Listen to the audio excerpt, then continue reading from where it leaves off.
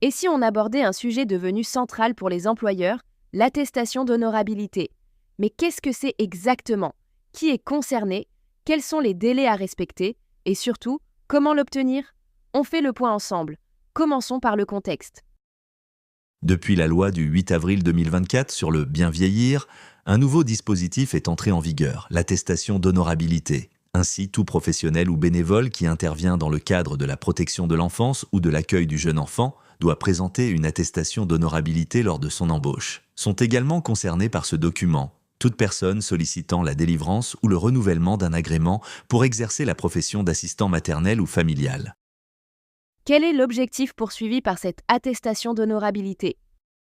L'attestation d'honorabilité est un document attestant qu'au moment de la demande, le professionnel ou le bénévole ne fait l'objet d'aucune condamnation définitive inscrite au bulletin numéro 2 du casier judiciaire l'empêchant d'exercer ou intervenir auprès des mineurs. L'attestation porte également à la connaissance de l'employeur l'absence ou l'existence de condamnation non définitive ou mise en examen inscrite au fichier judiciaire national automatisé des auteurs d'infractions sexuelles ou violentes.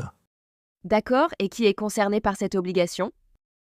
Sont concernés par cette obligation toute personne, y compris le bénévole, le stagiaire ou l'apprenti majeur qui intervient dans les établissements et services publics accueillant des enfants de moins de 6 ans, les services d'accueil collectif recevant des enfants scolarisés âgés de plus de 2 ans avant et après la classe, les établissements ou services mettant en œuvre des mesures de prévention au titre de la protection de l'enfance et de l'aide sociale à l'enfance.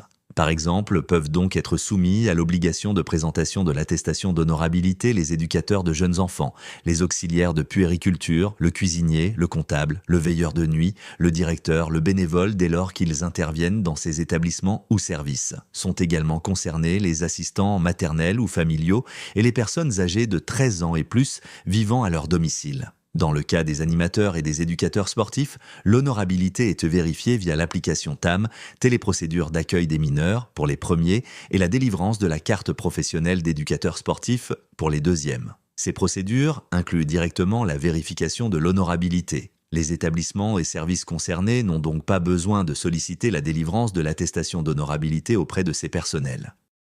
Ce dispositif est-il déjà en vigueur? Le dispositif entre en vigueur progressivement à partir du 3e trimestre 2024 dans certains départements comme Paris, le Nord ou la Vendée. Une généralisation à tous les départements a eu lieu au 2e trimestre 2025. Une période transitoire est prévue pour les assistants maternels et familiaux jusqu'à fin 2026. Les professionnels déjà en poste ont 6 mois pour fournir leur attestation. Les nouveaux recrutés, quant à eux, doivent présenter avant leur prise de poste une attestation de moins de 6 mois. Et n'oublions pas, cette attestation est à renouveler tous les 3 ans. Elle devient caduque si une condamnation survient après sa délivrance. Merci beaucoup. Mais du coup, comment fait-on pour obtenir son attestation?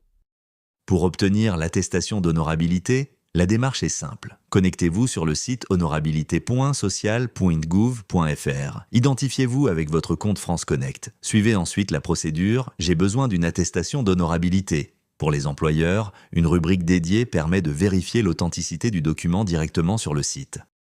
Merci d'avoir suivi cet épisode dédié à l'attestation d'honorabilité, un document désormais incontournable pour les professionnels et bénévoles intervenant auprès des enfants.